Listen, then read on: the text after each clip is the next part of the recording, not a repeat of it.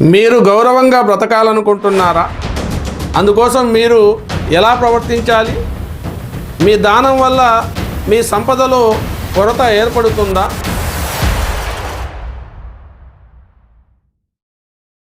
అస్సలాము అలైకుం వరహమతుల్లాహి వబర్కాతుహు.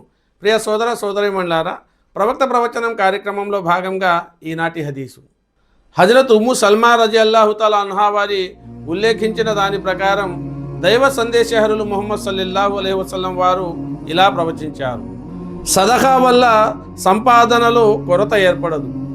అన్యాయాన్ని అక్రమాన్ని మన్నించి వేస్తే అల్లాహ్ తప్పనిసరిగా ఆ వ్యక్తి గౌరవాన్ని ద్విగుణీకృతం చేస్తాడు. అందువల్ల ప్రజల్ని మన్నించండి, అల్లాహ్ మిమ్మల్ని గౌరవపరుస్తాడు.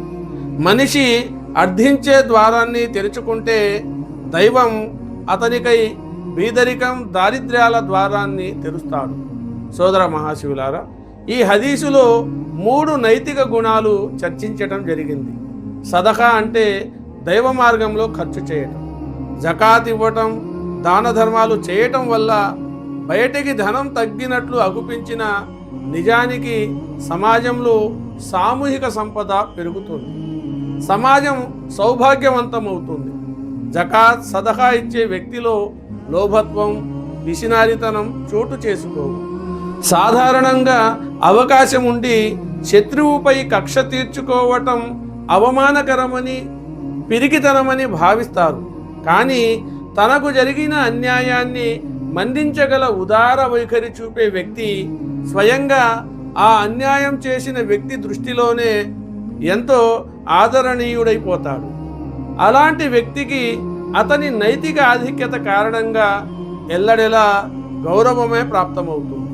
అలాగే మనిషి స్వయంగానే భిక్షాటనకు పూనుకుంటే అతనికి సోమరితనం, నిర్లజ్జ లాంటి నీచ గుణాలు అబ్బుతాయి. ఆత్మగౌరవం దెబ్బతింటుంది.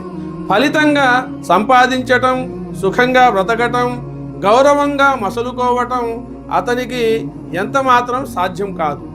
కనుక సోదర మహాశివులారా, ఈ హదీసులో ప్రస్తావించిన విధంగా మనం దాన గుణం, ప్రజల్ని మన్నించే గుణం కలిగి ఉండి జీవించే అవకాశాన్ని ఆ దైవం మనందరికీ ప్రసాదించాలని కోరుకుంటూ మరొక హదీసుతో మిమ్మల్ని మళ్ళీ కలిసే ప్రయత్నం చేస్తాను.